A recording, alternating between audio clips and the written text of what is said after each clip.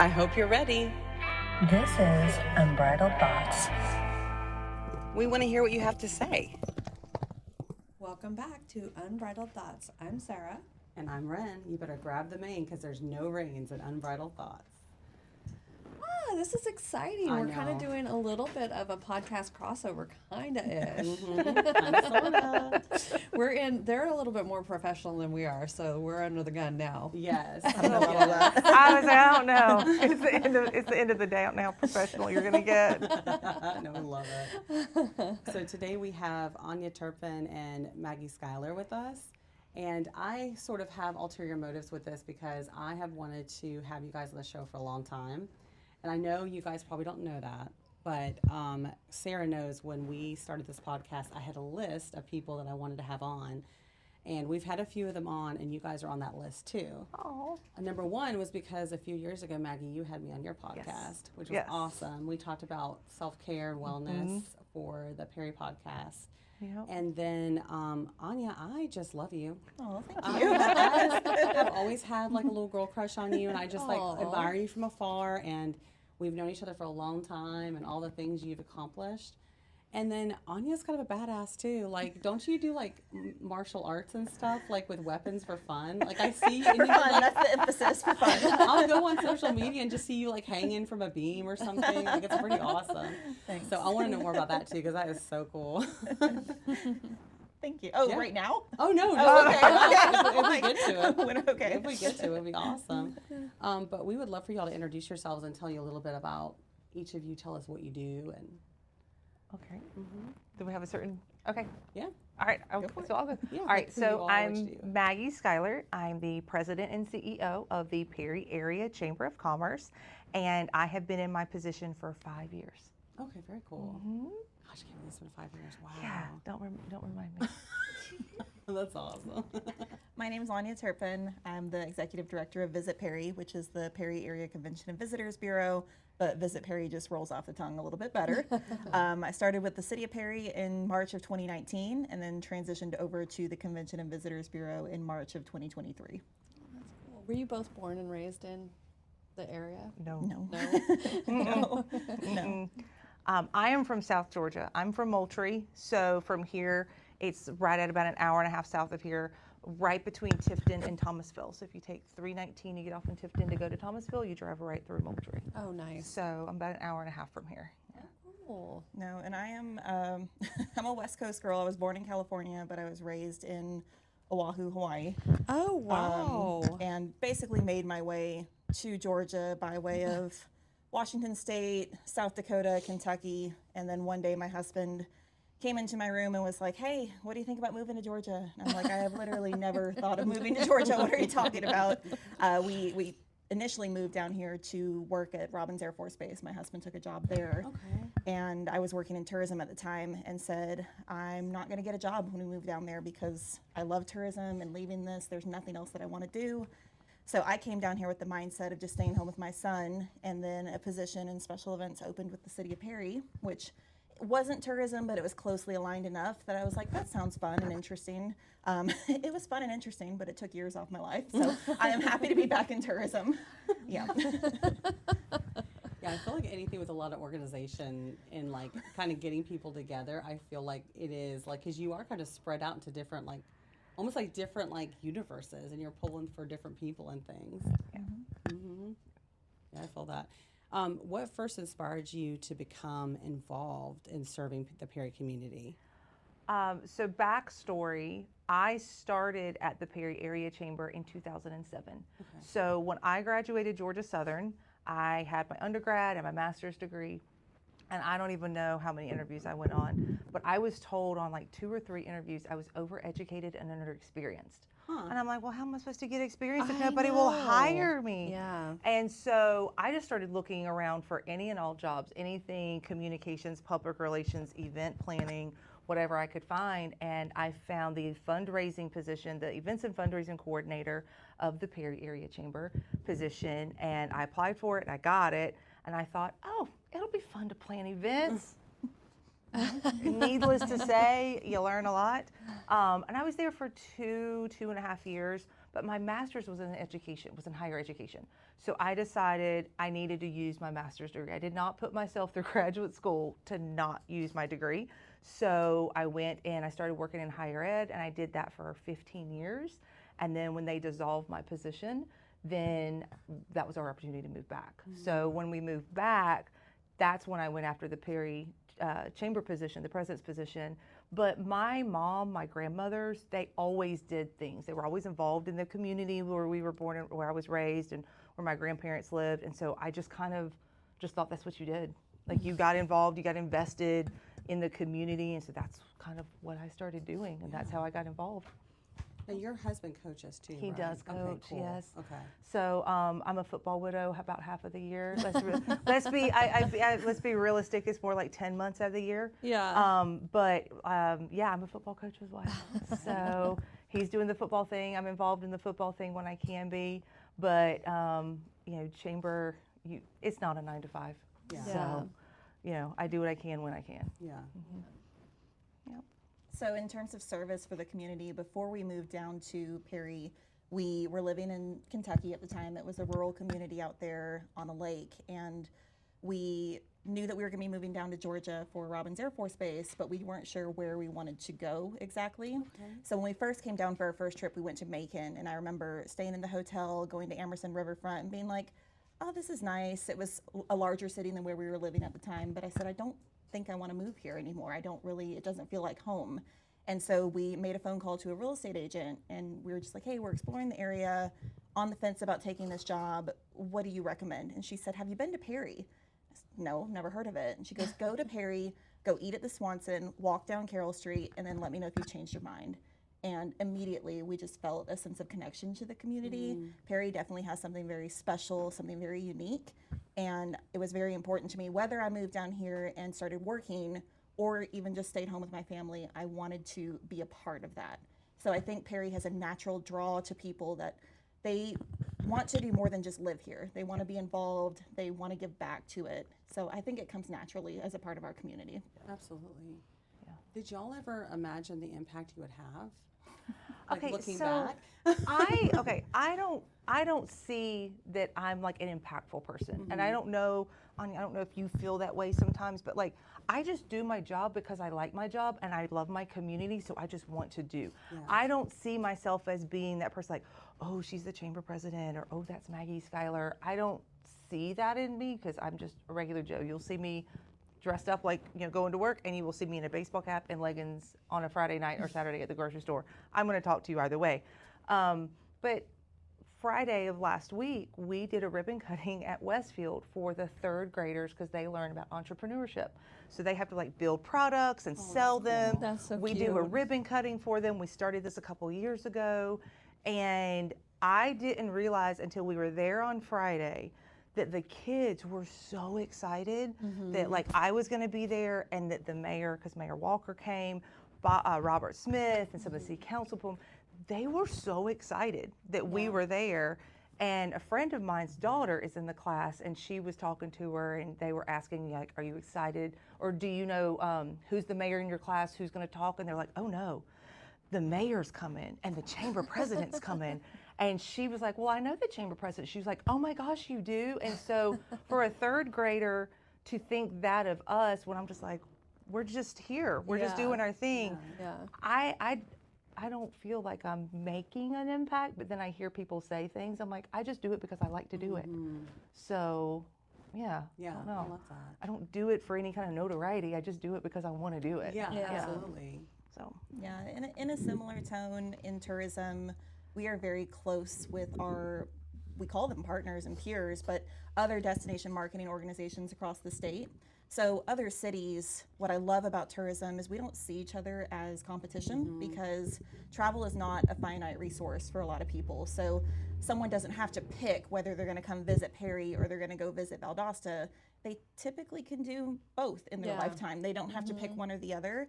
But with that being said, it is very fun, not so much to see, like Maggie said, the impact that I'm having or my team is having, but when we go places and we hear people speak positively of Perry or of the work that we're doing, you can't put a dollar sign on that. Like that Right. just makes you feel very proud and very Yeah. good about the work that you're doing each day to know that Yeah. that impact is being reached.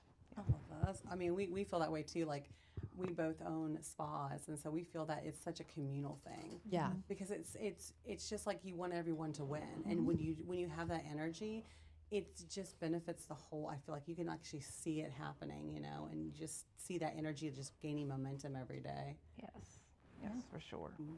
Yeah, definitely.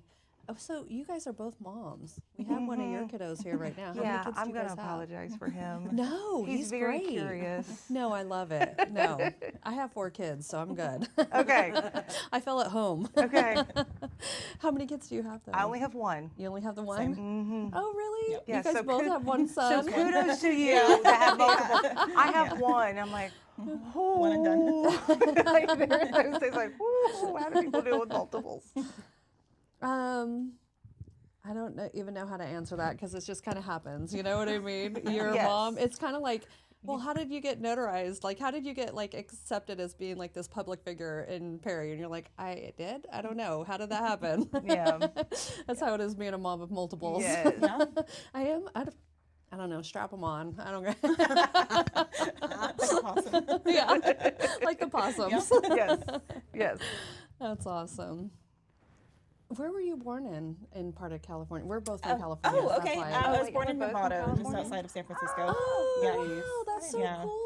So I don't want to sidetrack it, but the year that I was born, the San Francisco earthquake took place, and my dad actually rescued people he was driving home from work when that happened. Oh my goodness. And of course, this was like before cell phones. Yeah. So my mom's at home with a brand new baby, Yeah. has no idea where he is, and he's out rescuing people from the rumble. Like that just, I don't remember much about California because we moved to Yeah. Hawaii when I was very little. But I Yeah. have gone back and visited since. Yeah, is it crazy too?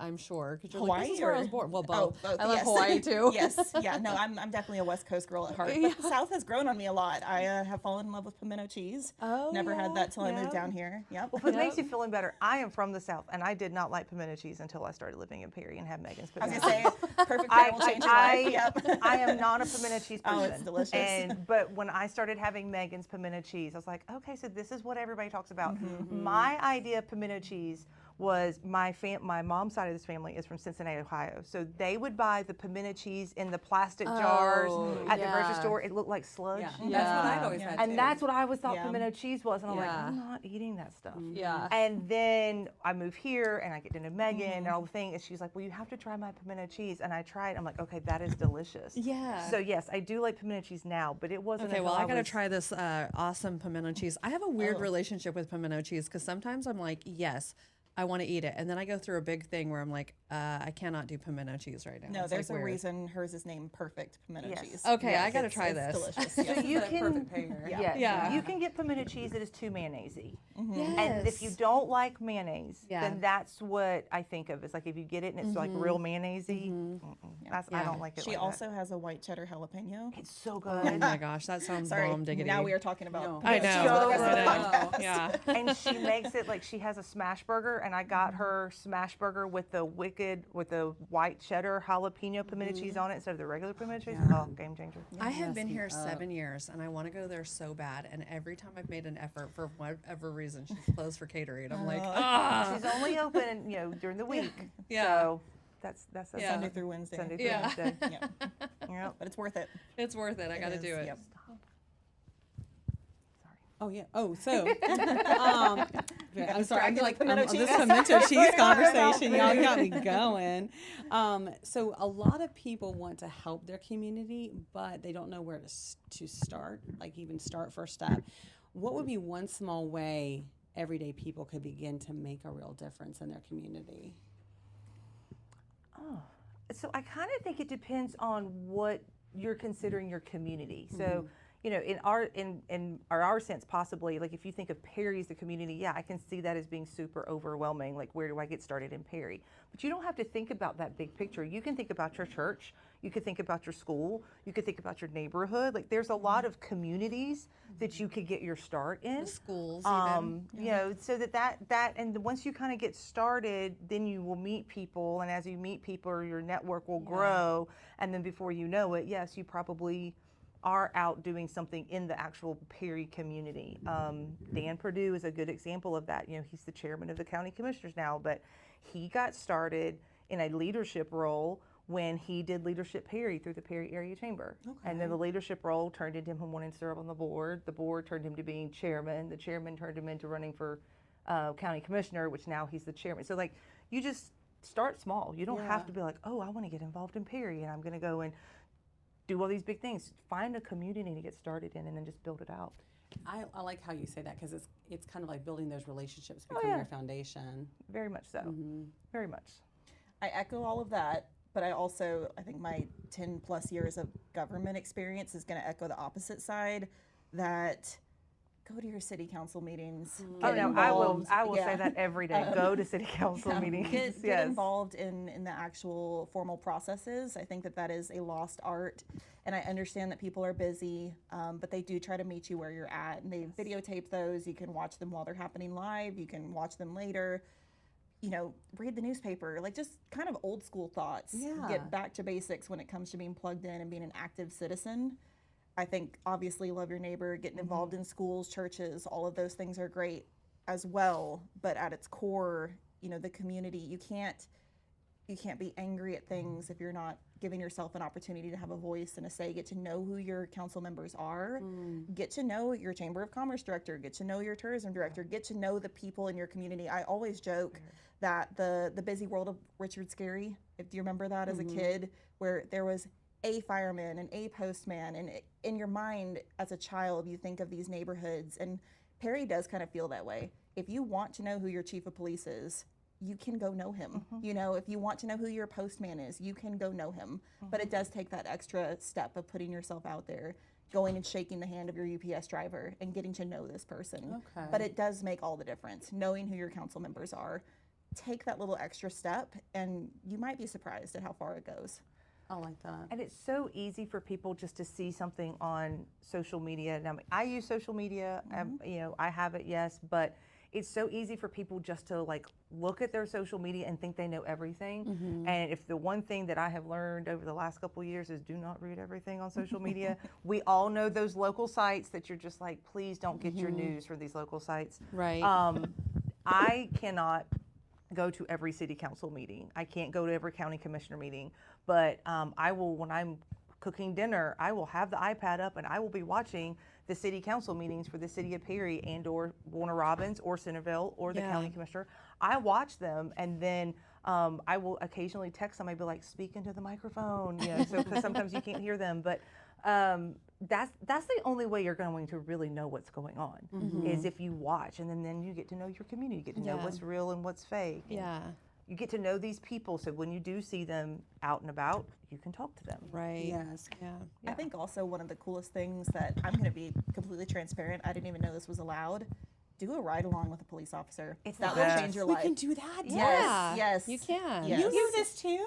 Yeah. You never invited me. And I would guess that probably extends. I know that it's a thing with police officers, but I would, if someone called me up and said, Anya, I want to shadow you for a day in your office and see what you do, I would welcome that. And I would bet that a lot of people in public service roles would welcome that, because it is so easy to say, oh, well, they probably do this, this, and this all day. But go and put yourself in their shoes. I mean, sitting in a police vehicle for 4 hours, I was sitting in the passenger seat crocheting while watching someone get arrested. I mean, that's just a story right there. But you get to also hear everything, you get to see everything, you get to kind of see it from a different lens. And so while that may not answer every question or solve every problem, it gives you another perspective. I have no intention of ever being a police officer, but it gave me a different level of respect and understanding for the role that they play. So whether it's the police department, whether it's the fire department, whether it's, you know, just a professional business, be inquisitive, ask those questions. Can I shadow you for a couple hours? Can I intern with you? Or, you know, just don't be afraid to ask questions and talk to people. I think that's a lost art. Yeah. And you don't know what you don't know. So if you, the one thing I've learned more than anything too is the worst they're going to do is tell you no, but the best they're going to do is tell you yes. So you might as well ask. And if they tell you no, they usually have a good reason. They're going to tell you why they tell you no, and then you're like, okay, I understand it. But you don't know until you know. Yeah. I mean, Steve was infatuated with police officers and firefighters when he was 7, 8 years old. And so I called the police department and said, can my son come and see the police car or whatever, because he hears things and sees things. They're like, yeah, sure. And so he came up there, saw the police car, saw an officer that had a dog, did the whole thing, and then the fire truck was coming out, and he walked over and wanted to say hi to the firemen, and they talked to him. And so, yeah, I mean, you could just make a phone call, and anybody can. I mean, our police officers, our firefighters, our city manager, our city council, our mayor, they are not scary people. They're just like us. Right. Pick up the phone, call, and ask. Yeah. They're willing to talk to you. A small town. I came from a small town in California. And yeah, that was just like a daily occurrence. You know what I mean? The schools were always like, oh, can you come and bring the police car or bring the fire? You know what I mean? Yeah. Bring the fire truck, let the kids spray the hose. It was just like our kids we always knew who everybody was, because they were involved in the schools. Oh, yeah. So that's something. Let's bring it back, Georgia. Yeah, I know. I think it's great. I think it's the only way that you're going to help break those stereotypes is if you make the people that you think are in these big positions, if you make them relatable. Right. Yeah. You got to just make them relatable. I love how y'all frame that because it's perspective's everything. Oh, gosh, yes. And I like the theme that you're saying, that just going past like your civic duty past what's just voting, Yeah. Oh, yes. Participating more. That kind of breaks it down and makes it like a little bit more like bite-sized. I like that. Yeah. You may ask this one? Oh, we never went in a rhythm, and you just started asking them all. So then I was just like, okay, maybe she's asking them all. I don't know if you can see it from there. I love how I have y'all are my both notes looking right at each here. other. Who's gonna We give you the usually next do one? odds and evens, and I totally forgot we didn't say that. So let's, okay, so you ask the next one, and then I'll be odd. Does that sound right? Yeah. Okay, perfect. You just started asking them, so I was like, okay, we'll go with that. Oh, I'm so I'll be the sorry. side person over here asking some side questions. I'll be the side you're chick. my side piece, not the side person. Gonna help me. All right. Well, now that I'm jumping into this, we kind of already talked about ways to get involved with Perry more meaningful. So you guys, we already kind of went with that Yeah, question. So I that's think you're true. jumping into 6. Okay. So do 6? Yeah, Okay. which I think I messed up, No, that's okay. or somebody messed up. Somebody was touching the mic, and it was picking up at what people were saying. So good luck. Oh, okay, great. Okay, cool. Well, I have them right here, so. Okay, good. Yeah. So, how do Oh, you... I have the notes here. How do you encourage younger generations to care about their community and become more involved? Oh, we have a Perry Youth Leadership Program. Okay. And I am learning every year that we have these kids. They're juniors though, so they're juniors at Westfield, Perry, and Veterans High Schools. But every single junior class is very, very different. So this year's class was so different than some of the previous years. They are so stuck to their phones. They do not know what to do when you take their cell phones away from them. They don't know how to talk and communicate with people. Yeah. So at the beginning of each class, like we literally take their cell phones from them. Like you can't be on your cell phones because you can't be on your cell phones in class. And so that's the rule. And we've seen a huge progression of them over the course of the year. But I think for these younger generations, by doing like the Perry Youth Leadership and again having opportunities available to them to understand the community, it gives them this whole big aha moment. Because at least for our PYL kids, the majority of them have been born and raised in Perry, and they think they know everything about this community. They think they know everything about Perry, and they always find out something that they didn't know. That's their aha. Oh, I had no clue, kind of a moment. But for a lot of the kids, they've got to get out more. They got to get off of their phones. They got to be outside a lot more. They've got to be involved in something. Yeah. And it seems to me like they're not as involved as they're involved for the resume builders, but they're not involved because they want to be involved. Does that make sense? Yeah. And that's what I'm noticing. I'm like, don't do it for the resume. I mean, any Tom, Dick, or Harry now can be involved in all these clubs and apply for these colleges for these great scholarships, but what are you actually doing? Yeah. Is it making an impact? This is actually kind of like a curious question because I haven't been involved. When I moved here 7 years ago, I do have a kid who's a sophomore, but I just really wasn't involved with anything with the schools like I was in California and even Colorado.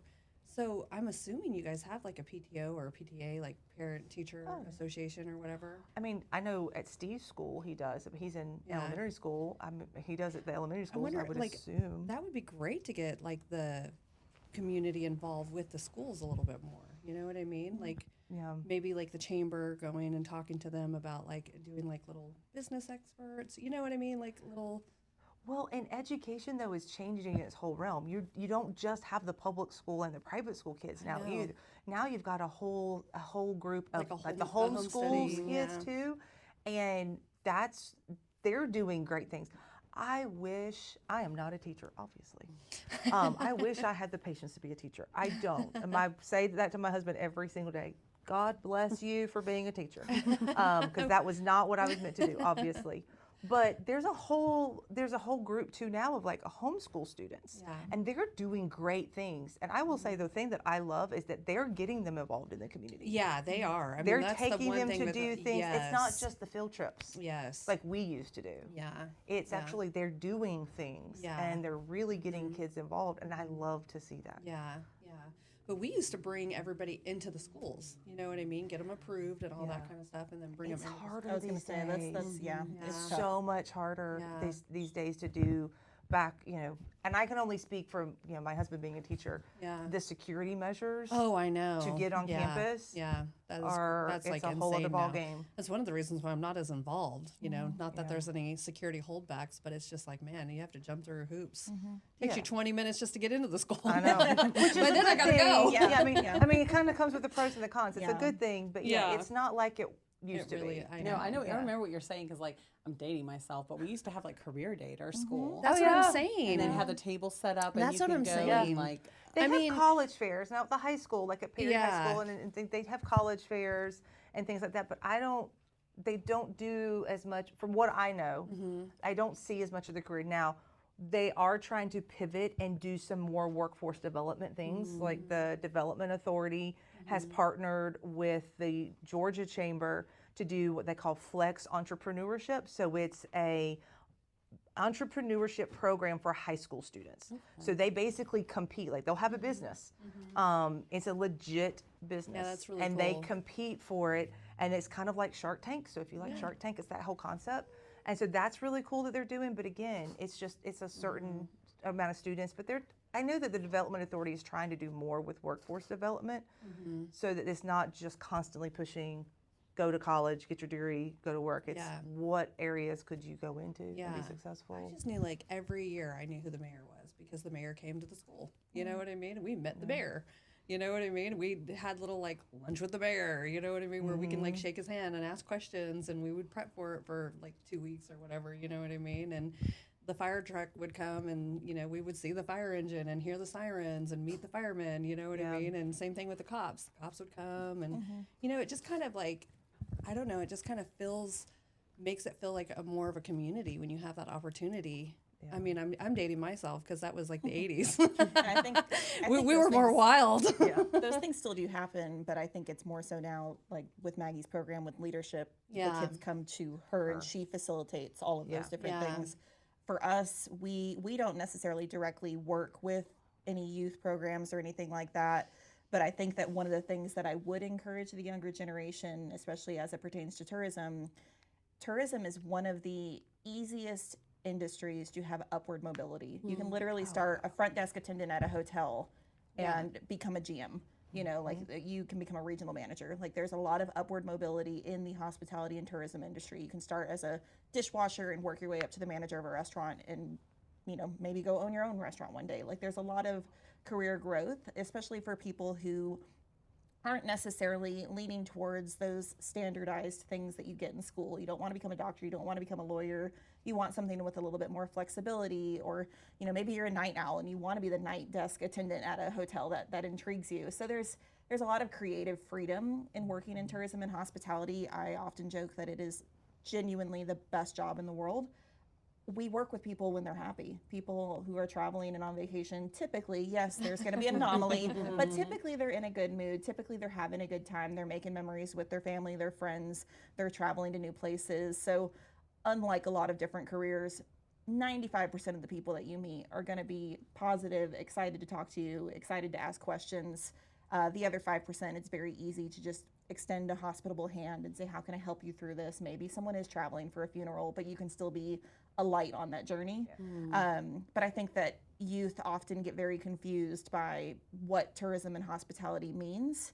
And if we can help kind of shape that message that it means 100 different things in 100 different directions, and there's a million different things that you could do with it. Yeah, it seems like it would make you more well-rounded. You'd almost have an edge on people too, especially with social interactions and Absolutely. things like that. That's pretty cool. Yep. I think everybody needs to work in hospitality and tourism in some capacity Oh, at yeah. some time in their life. I mean, I bartended and waited tables when I was in college. Yeah. And I think that's everybody in some capacity should work in It gives that you more realm. compassion. Yes, empathy, it you know? really does. Yeah. It really does. I agree with that. And going back to the people skills, I truly think, I mean, you Yes. can't be a good bartender and not talk to people. I No. mean, maybe you can. Maybe there's a silent bar out there somewhere that I don't know about. But for the most part, you do have to learn interpersonal Yes. skills, problem-solving skills, and no shade on sports ball. I'm not a sports ball person. I was a thespian, a theater kid, but learning how to project, learning how to talk, learning how to think on the spot, that all comes up in hospitality and tourism as well, whether it is Right. from a restaurant, a hotel, a retail shop. Just, you never know who's going to walk through that door. You never know what your next interaction is going to be. So it keeps you on your feet, but it keeps you sharp. I agree 100%. And it like reminds you how to even talk to people because I feel like that's a dying art. Lost It's a art. dying art. We Absolutely. literally just sat in a meeting last week, and that's one of the things that I was sitting with a bunch of HR people. HR people. Don't know where AR came from. I meant to say sidekick earlier, and I said sidekick. I was like, oh my God. people, and they were saying, how hard it is to find quality people Yeah. who will just come in and actually interview and talk to you. Yeah. Make eye Like contact. make eye contact or actually have a conversation. They'll come in and they won't want to say anything. But then they'll leave and they'll blow up their emails or whatever because then they'll have all the questions. And so there is that lost art of being able to talk. And not everybody's a talker. I mean, I was given the gift of gab and that just is what it is. But not everybody is meant to talk, but if you can at least hold some type of a conversation, that's a game changer because some people can't. Yeah. Well, and I think to add to that, what I have learned with hospitality and tourism is even if you don't feel like you love to talk, people love to talk about themselves. And one of the things that can make people feel so special is if somebody comes up if we're working an event downtown, I'm not necessarily jumping off the boat and telling them everything about Perry. I'm asking you, where are you from? What brought you to Perry? How long are you staying for? I'm asking them 100 questions. They feel very important. They're doing all the talking. You don't have to be good at small talk. My coworker Becky and I joke, we are introverted but willing to discuss Perry, Georgia, because both of us are introverts. We would much rather be at home, tucked away, in our little dark space. But when it comes to tourism, it kind of opens you up intentionally. You can easily ask people, what do you want to do while you're in Perry? And then let me help you fill that gap. But you don't have to necessarily be good at talking, just good at asking questions. questions People will are do the the other work. Questions are the conversation starters. Yeah. So it's always easy to answer a question with a question. And that's usually how the conversations start flowing. So when people say, well, I'm not good at small talk, or I'm not good at a 30-second elevator speech, whatever, like just start with a question. Questions are a conversation starter. That's true. That'd be a great shirt for y'all to have too, like for a convention that says, I am an introvert, but I am willing to talk about she has We one. have that shirt. we have the button and the sticker. Yeah. The first time I saw it, I was like, what? It took me 2 seconds to realize. But then I was like, oh my gosh, that makes so much sense. Oh, it's great. Yeah. Definitely have. I thought about wearing it to the presentation we had at the Chamber of Commerce's Business at Breakfast last week. Yeah. Decided on something a little slightly more dressed up, but definitely introverted, willing to discuss Perry, Georgia. That's so cute. I love that. It is a funny t-shirt. It really is. Well, what role do local businesses play in sharing the culture of a town like Perry? Oh, Perry is so proud. And that's, I don't know if y'all, I'm sure you've kind of seen that slogan, but Perry is truly a very proud community. But Perry to me is also a welcoming community. I moved to Perry and knew 3 people when I moved to the community. And within the 2 years that I was at the chamber, I knew a ton of people. I could walk down the street and talk to folks. I could go and eat in a restaurant. I could shop in a store, and I knew people because Perry's very welcoming as well. And so now, like you were asking, are you from Perry? No. And people will ask me that. I was like, well, you obviously know so-and-so because you've been here. You were born and raised. I'm like, I was not born and raised in Perry. I don't know these people. And so, but to me, Perry is very welcoming. People have said Perry can be cliquey. I've never experienced that because, like I said, I moved here and knew 3 people when I moved to the community. I had probably my worst 2 years of my life was from 2012 until 2014. And the community just loved me with open arms and was very welcoming. And so, you know, Perry is very proud, but Perry loves their people. And so even if you're not from Perry, you move there, you buy a house, you start going to the grocery store, start going to the events in downtown and meeting people. Before you know it, you have your own little community and you're going to know everybody. Yeah. So I think Perry is just, it's a little bit of a Mayberry, but it's a fun little Mayberry because everybody does kind of know your name. It's a Hayberry. Yeah, I mean, I love it, you know. Perry's a great community. I mean, I love Perry. It's a great little community. Yeah. And it's not even little anymore. It used to be little, but it's not little growing. anymore. I mean, I just drove through it today we drove through it and I was like, oh my gosh, they're building a neighborhood here. Oh my goodness. Yeah, Oh my goodness, they're building here again. When I moved here in 2007, Turner's was a Winn-Dixie. And there was the gas station right next to it. Wow. And then you had Houston County High School. And I remember turning from 96 onto Houston Lake. It was still a 2-lane road. Wow.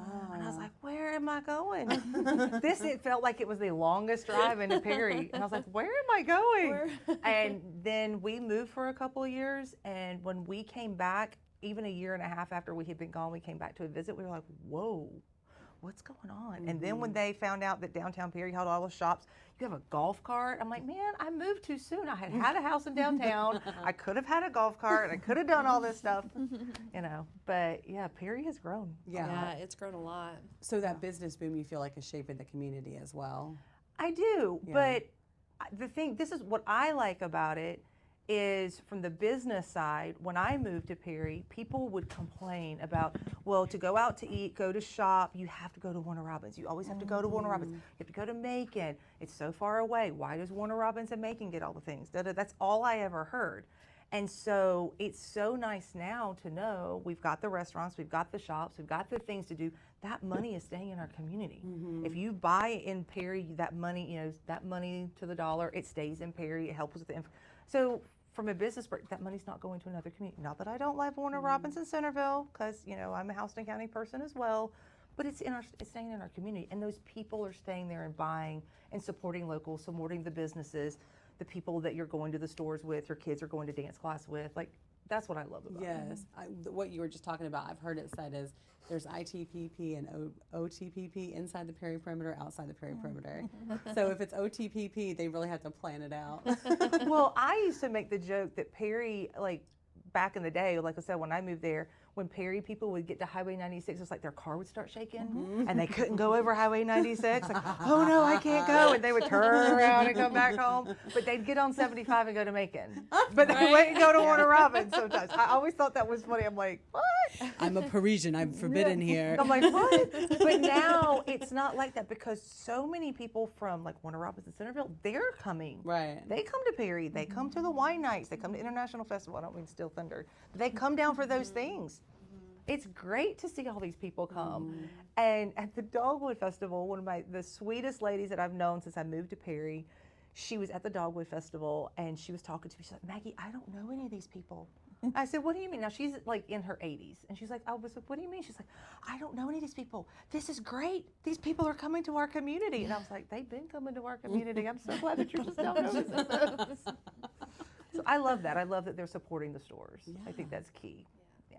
Absolutely. But when you say, what did the business do to shape a community? I thought a lot about how I wanted to answer this question. And I think in tourism, it's very easy to get stuck on communities that have a beach, that have a mountain, that have some type of natural asset. Yeah. And I truly, no shade on any other community, but I truly do think that if you have a beachfront community and you stripped away every restaurant, every retail shop, people would still visit. Oh yeah, that's a fantastic and point. I think that if you look at a community like Perry, Georgia, while it is a beautiful community, the businesses are what bring people. If you strip away our local businesses, our restaurants, our retail shops, people would no longer come to visit Perry. And so I think that every business owner who hears this message, they need to know that they are that important, that they are what are bringing people to Perry, because at the end of the day, you have to know what you are. You can't fake it. We do not have a mountain that brings cabins and people sitting on their back porch drinking their coffee and watching the sunrise come up over the mountains.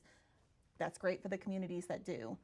We know what we have, and what we have is amazing businesses, restaurants, things to do, special events, festivals, and the people who make those things happen are the reason we have visitation and tourism.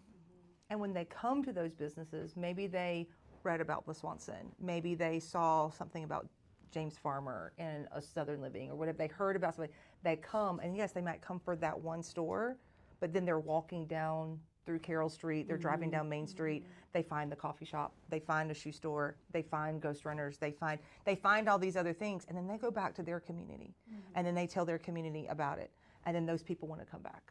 And so I think that's also one of the great things, like Soul Shoe downtown. I love Lynn and Krista, they crack me up, but they've got a lady that drives from Moultrie, which is my hometown. She drives from Moultrie once a month to come and shop at Soul, and she spends her whole day. And she goes back because, and I love my hometown, but there's nothing in my hometown like what we have here. And so that says a lot too, is the businesses, we've got great businesses, but they really do support each other too. They try not to duplicate, and but they truly do support, they partner, and I think that's also one of the great things that makes our business community wonderful, is they're also there for each other. Yeah, those chamber meetings are fun. I love my They chamber really are meetings. fun. My chamber meetings, they're fun, but yeah, but you know, our dynamics have changed. It's not just Perry people anymore. Like we've got Perry, we've got Warner Robins, Centerville, Macon. Our dynamics have really changed. Like when I first started 5 years ago, it was like a 60-40 type of, 60% of our members were in Perry, 40% weren't. Now it's a 51-49. That's a big deal. 51% of our members are in Perry and 49% are not. That 49%, they do business in Perry, so that's why they want to be a member of the chamber. So that's a stereotype that I constantly am trying to tell people. You don't have to be located in Perry to be a chamber member in Perry. But I tell people too, where we're located, in a 30-45 minute drive, you've got a number of chambers. You've got the Perry area, the Greater Macon, the Robbins Regional, the Peach County, Fort Valley, and then you have Pulaski, Hawkinsville. You've got 5 chambers within like a 45 minute drive. Each one of them is very different, but each one of them has something that the other one doesn't have. So you can be a member of my chamber and be a member of Greater Macon, Robbins Regional, Pulaski, Peach, and you can get something from each one. That's really cool. Yeah. Is it my turn? If you'd like to take a turn, I'd love for you to. I don't even know where we are. Oh, you're on. Lazy. We're doing great, y'all. We got it, y'all. We got it. We are on 8. We just came back from like, what's it been, like 3 or 4 weeks since we recorded? Yeah, we took a recording break, so So we're just kind of like, it feels like it a hasn't. long No, it's time. been longer than that because she was 2 gone weeks 3 can weeks. feel like a long It time. can, though. yeah. Yeah. Especially when you're in a routine. I don't know about that. I'm gonna have to fact check you. Okay, where are we at? You 7? are number 8. I'm on number 8. Okay. If every citizen committed to one act of service each month, what kind of change do you think we would see? I'd love to see that happen. I really would. There wouldn't be as much arguing on some of those Yeah. Facebook groups that we, Oh we my see. goodness. Well, That I could- like to just jump in on them just for the entertainment purposes. But it's so hard to not want to tell people the correct information. Yeah. But you can't tell them the correct, because then you will just get Berated. with Yeah. things. So, well, actually, kind of piggybacking on what Anya was saying, like if you were to go to city council meetings and things like that, I think if every citizen just gave 30 minutes of their time to listen to what city council or the county commissioners or the school board just heard what they had to say, so they would become knowledgeable, then there wouldn't be so much of this animosity Yeah. in the community about growth and prosperity and things like that. I think that probably would be a huge thing. Well, and I mean, my dad is in Nevada, but I had this conversation with him because, he specifically bought his lot thinking, oh, it butts up to the mountain, so I won't have anybody behind me. Well, now they're doing a whole hiking trail behind him. So now he's going to have all these hikers directly right going past his house, you It know. could raise his property value, though. I will say that's a misconception. It's a good thing to have trails in your backyard. So, he was like throwing a fit about it. I was like, Dad, go to your chamber meetings, go to your meetings, go to the community meetings. You know what I mean? You would find out what's going on. Yeah. And if you have an issue with your community, this is your opportunity to kind of step up and say, hey, I have an issue. You may not be the only one. There might be other concerned neighbors who are like, I don't want the privacy of my backyard taken away. You know what I mean? So speak up. I think there's two quotes when I was thinking about this question. And the first one is, I had a poster on my wall, and I'm going to botch it, but it's something along the lines of, I thought someone should do something about that, and then I realized I am someone. Yeah. And so it's so easy to be, you know, like, oh, someone should fix that, or someone should say something about that, and just assume that someone else is going to take care of it. And if everybody does that, then nobody's going to do doing anything. We need to be the change we You want to do, see. Right. you do. If you feel strongly about something, don't wait for someone else to take action. But then on the flip side of that, thinking about something of the concept of like, what if everybody did that? And so I remember the first time I heard that, it was in a story about, you know, a family going and hiking through the forest and picking flowers. And it's fine if you pick a flower, but if every single person who goes and picks a flower, then there are no flowers left for everyone else to enjoy. And so thinking of it from both ways of, if I do this thing and everyone else was doing this thing, would it negatively impact our community? Then maybe I shouldn't do it. But if I want to do this thing, but I'm not going to take action, I'm just going to sit here and complain. My hero all time, if I could meet someone, have, you know, dinner with a dead person, Teddy Roosevelt. Yeah. And he has so many amazing quotes, but complaining without proposing a solution is called whining. Yeah.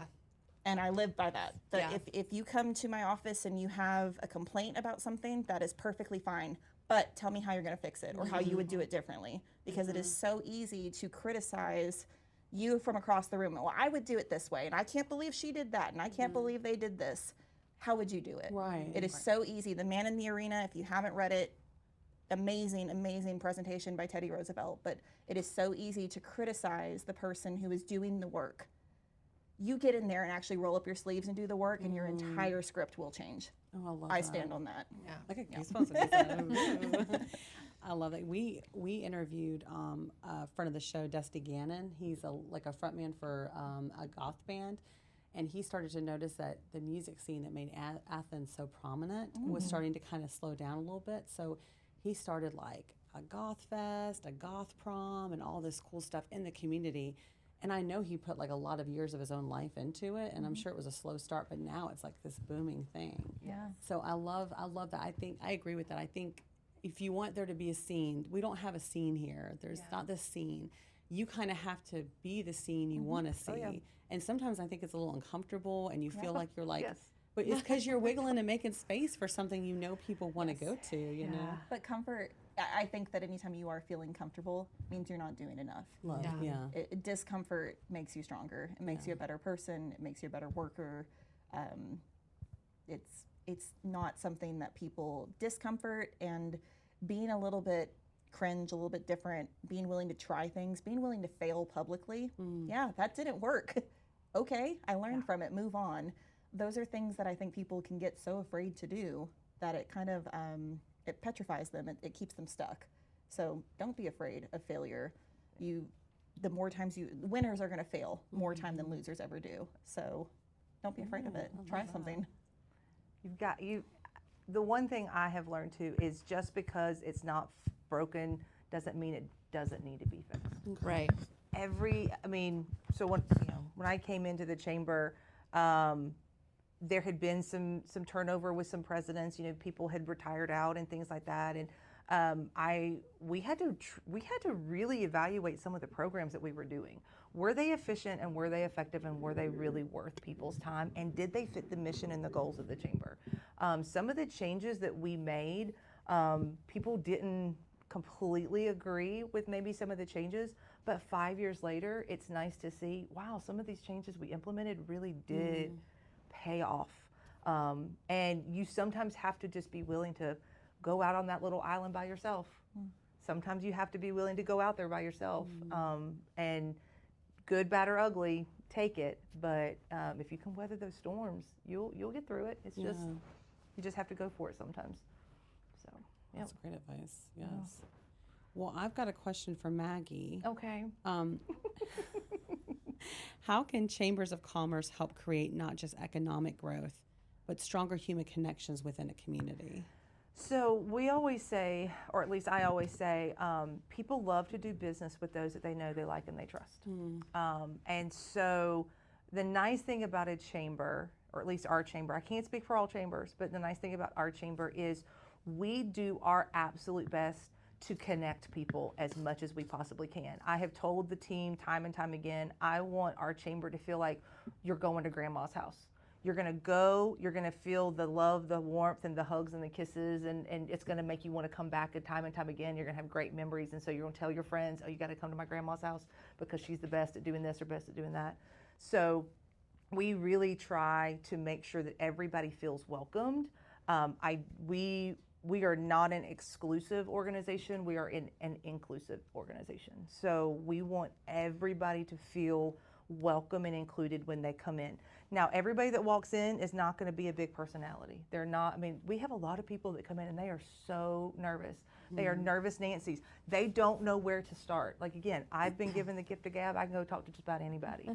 But some of these people, when they come in, they don't know where to start. Right. And so we can kind of find those couple of people. Jara, Jaretta, and I will go and try to find that person and at least introduce them to one person so they can start a conversation and get to know people. And the nice thing that I have seen over the years is there have been a lot of friendships that have started at the chamber because they came to an event, they got to know somebody, that person introduced them to somebody, and they got introduced, and before you know it, their little group has kind of grown out and you've gotten to know people. That's how I got to know Ren. Granted, we were at Totem training at 5 o'clock in the morning being yelled at by Gordy, like, what did we get ourselves into? Trauma bonded. But I'm gonna tell you, I got talked into going to Totem because of Wendy. Yeah. Wendy was my chairman and Wendy did not let me say no. She's like, girl, you gotta go. And I was so guilted into going that I went, and I'm so glad I did because it helped me get to know other people that were my members in another capacity. But that's what our chamber events are like. We try to get people to come and be as included as we possibly can. We always tell them to start off small. Leads is the best thing to start off. Well, usually it's small. Now it's gotten to be like 50 people, so some people wouldn't consider that to be small. But we try to get people to just come and just start talking to people. Go to ribbon cuttings, go to business of the months, get to know people, and then your network will start growing. And I love seeing the friendships, especially, there's a group of girls that got together about a month ago and they took a picture. They were all at Orleans eating dinner, and they were all chamber members. And they had all in some capacity gotten to know each other through the chamber. And I'm like, oh, look, they're hanging out. That's awesome. And so I love that. That's what I hope that the chamber can do for people, is that it can help build connections, and those connections can help build relationships, and those relationships can help build business, and before you know, you've just got something booming, that all because you started coming to an event and talking to people. Yeah, absolutely. Yeah. Maggie, do you mind talking about your podcast? Well, my podcast hasn't been a podcast for like the last 2.5 Yeah, years, how so I was can't it, really though? talk about it too much. We are thinking about bringing it back. It was called Perry Plugged In. Yeah. And so Ren came on, we had Maggie Lane talk about marketing, we had Megan talking about how to build a small business. We're probably gonna try to bring it back, and we're thinking of next year, but we're gonna kind of switch it a little bit. We don't really know what it's gonna look like yet, but it's called Yeah. Perry Plugged In. Did you enjoy doing it? I love podcasting. Did you? Yes. But so I cool. had a different staff then too. Yeah. So the staff I had when we did it is not the staff that I have now. So, and with the transition, sometimes when you have staffing changes, you kind of have to go with the ebbs and flows. But Jara and Jaretta want to try it out. So I told them, we'll just try it, we'll go again. Yeah. But we want to do kind of a conversation piece about businesses. Yeah. What's working, what's not working, how would they like to growth and prosperity and things like that. So we'll kind of see. We've got That's some so ideas. cool. We're watching other chambers, and I will say the one thing we do that other chambers do too is we rip off and duplicate. Yeah. If it works for us, we just adjust it for us if Well, we need to. We're in the spa industry, and I mean, we go to different spas all the time. I say gleaning for the good or gleaning for the bad is helpful for everybody. Okay. Well, Anya mentioned it earlier. Like, so every, with visitor centers, like they have their relationships and they have their connections and they build up their relationships. We have that too with a lot of chambers. And that's how I've come up with some of the ideas we've had. Like our breakfast series, Anya just spoke at Business at Breakfast last week. And that whole program started because I had a conversation with another chamber president in another community who was doing something like that. And I was like, you know what, I think we could do something. And we tried it. It took a slow start. It took about a year or two, it took really 2 years to kind of really get it going. But people know it's the first Wednesday of every month out at Houston Lake Country Club. Like they just know that's where it is. And it's got its own grouping that comes, and it's been one of our best programs. But we tried something, and all because I had a chamber friendship that helped me see a new idea, and we went with it. Cool. And I will give Anya some great plugs. There was somebody sitting at my table, and she's like, I just learned so much about my city. She said, I didn't even know this stuff. And I was that, like, Anya. I said, how did you not know this? She was like, I didn't know. She was like, this is so great. It was so, I was like, That's oh, cute. yeah, it was really fun. Oh, yeah. So, but it was fun because we got to see, and a lot of the people there got to see Visit Perry in a different way.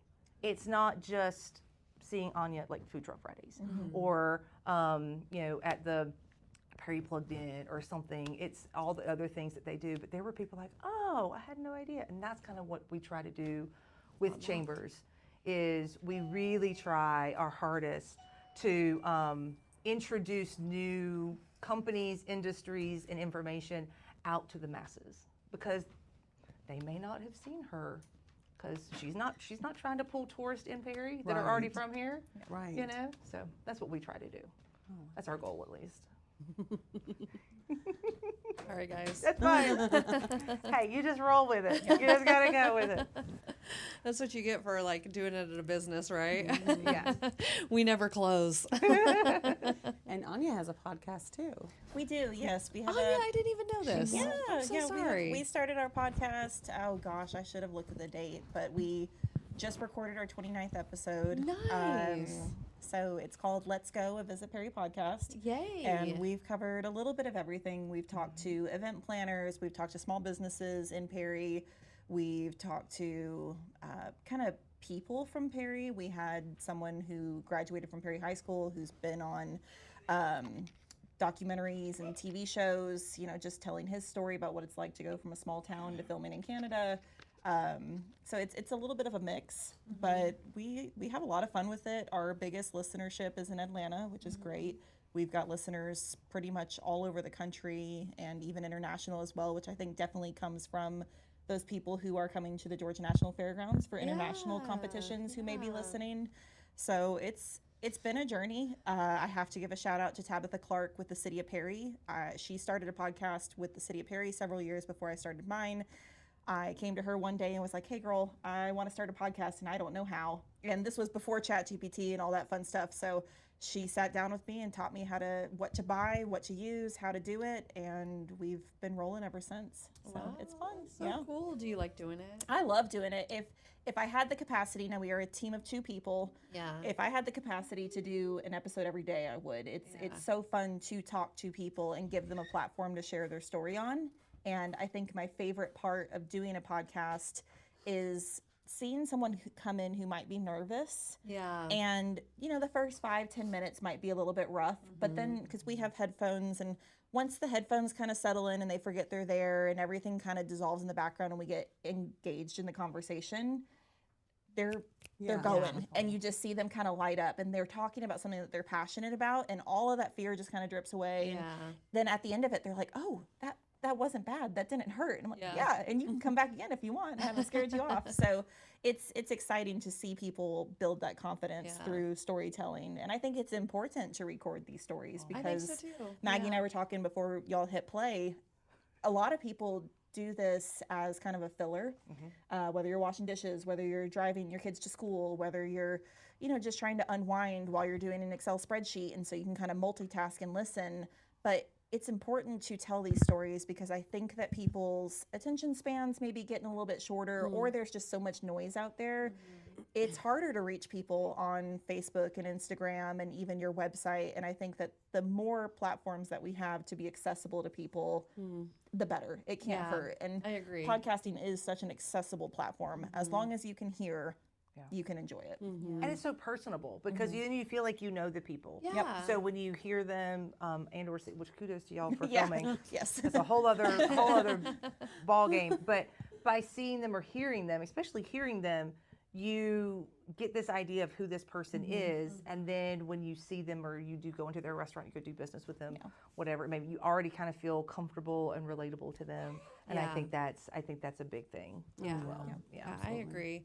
I mean, I feel like I didn't really realize it until we got into it, but podcasting is like very personable, and you really do build some great relationships. Yeah. And you're helping people. I'm sure you guys hear it all the time. You know what I mean? Like, oh, I listened to your podcast, and then I da. You know what I mean? And we get that, and the same thing you were saying, how people get so nervous. They come in here, and it just they get so relaxed afterwards. It does feel so good to be like, okay, good. I'm glad that we were welcoming, you know, and enjoyed the time together, you know. It eventually just everything kind of rubs off, and you feel like you're having coffee with friends or, you know, sharing a meal with someone that you've just met maybe an hour ago for the first time. But it definitely does humanize people, and it breaks down those barriers in a way that nothing against. I mean, I love print media just as much as the next thing. I am team print media all the way, but reading a story won't connect me with you the way that hearing your voice and hearing your story in person will. Yeah, exactly. I agree 100%. And we had another question for Anya, Yeah, right? I was going to let you have it. You were gonna let me have it. I feel so special. I segued just for you. All right. Well, I wasn't prepared, so I'm reading it. I don't like reading my questions because then it doesn't feel personable. So but here we go. After interviewing so many prominent people from Perry, what common thread do you see in the people who make the biggest difference? I think I got choppy at the end. Sorry no, about that. you're fine. I think passion is the big thing. I think that the people in Perry are passionate about what they do, or they know why they do what they do, the value that they bring to the table. But I think that hearing that sense of ownership, especially because we have had so many either event planners who are ingrained, they are the reason this event takes place, they are the reason that it's gone from an idea to fruition, and they take ownership of that, or a small business who has jumped over every single hurdle that you can possibly imagine to open a business. I think that sense of ownership translates very well into not ego, but just pride in what they've done. They're proud of themselves, they're proud of their product, and I think that that is something that once you hear these stories and think, well, I would like to see this festival come. You were talking about the Goth Fest in Athens. Athens is killing it. They just won the Convention and Visitors Bureau of the Year.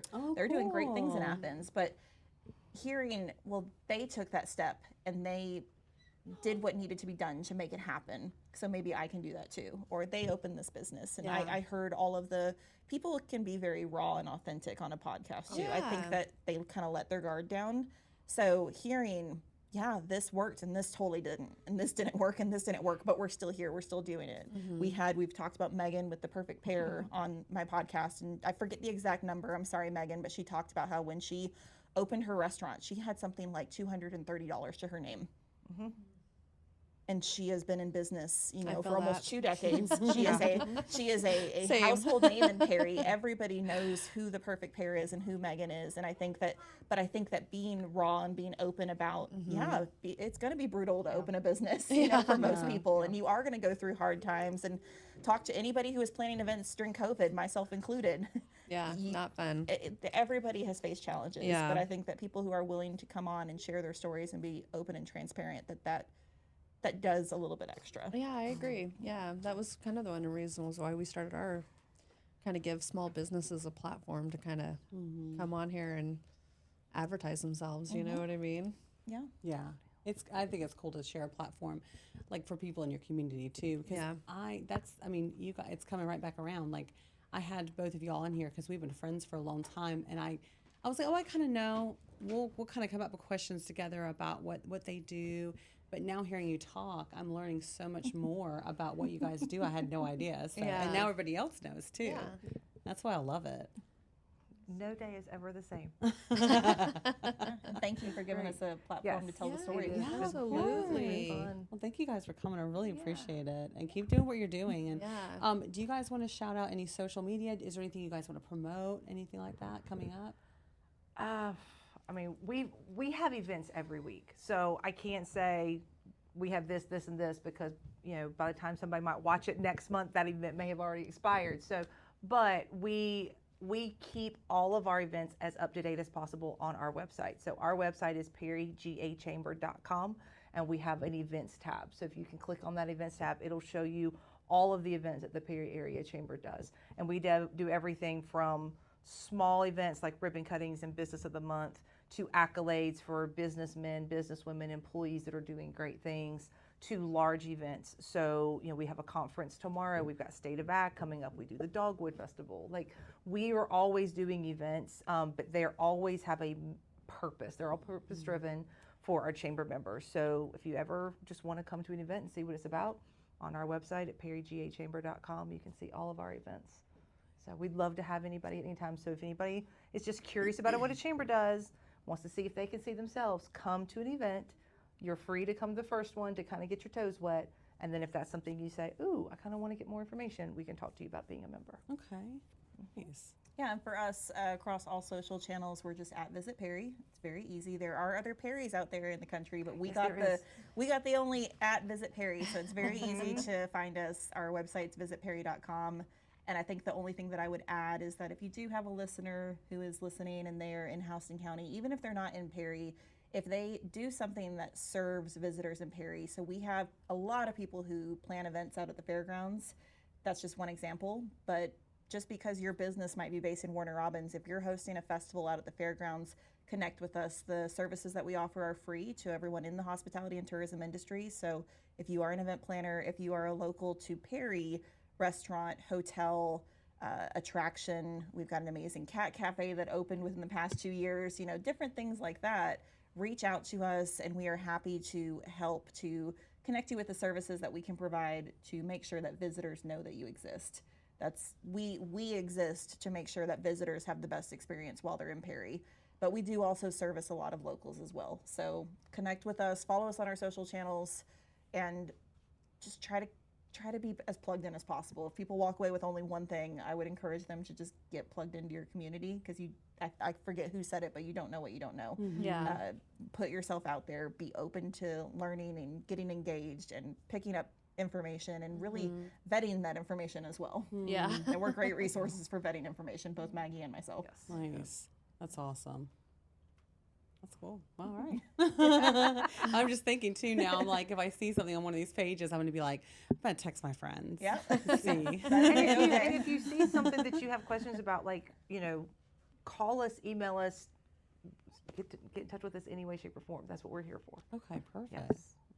Awesome. Well, thank you both so much. Yeah. I appreciate it. Thank you guys so much for coming on. It was so nice getting to know you guys. It was fun. I enjoyed it. And with that being said, that's a wrap.